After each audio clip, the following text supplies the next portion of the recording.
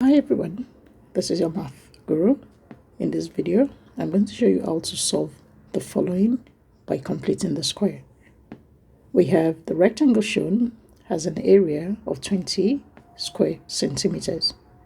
A, write down an equation for the width x of the rectangle and show that it simplifies to x squared plus 4x minus 20 equals to 0. And the B part says, use completing the square to determine the width of the rectangle to 2 decimal places. Please don't forget to click on the like and subscribe button below for more easy to understand math concept. For the first part of the question, to write down the equation for the width of the rectangle, I'll show that it's simplified to x squared plus 4x minus 20 equals to 0. We start by writing out the area of the rectangle as given. We have area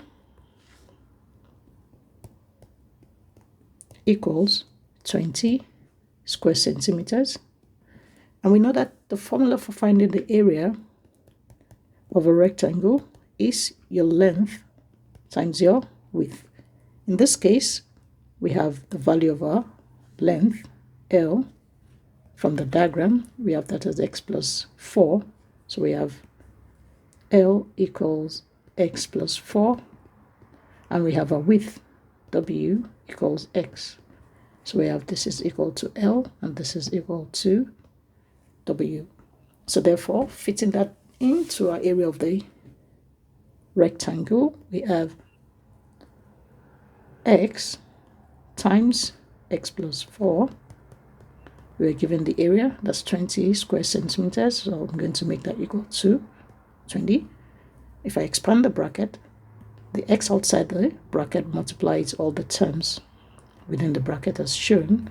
We have x times x, x squared, plus 4 times x, 4x, equals to 20. And if I move all the terms to one side, that means I'm going to move my 20 to the left-hand side. It becomes x squared plus 4x minus 20 equals to 0. And you can see that I've been able to show that it's simplified to x squared plus 4x minus 20 equals to 0. Let's go to the B part that says, use completing the square to determine the width of the rectangle to 2 decimal places. The width from the diagram is my W, so I'm going to solve for x. So using my equation and using completing the square method, the first step is to make sure that the coefficient of x squared is 1. And if I go back to the equation, you can see that the coefficient of x squared here is 1. The next step is I'm going to add, so I have x squared plus 4x. Okay, I'm going to move my constant term to the right-hand side first to make it easy. So I move my 20 to the right-hand side, it becomes positive 20. So if I'm completing the square, I'm going to, on my left-hand side, add the square of half the coefficient of x. The coefficient of x in this case is 4.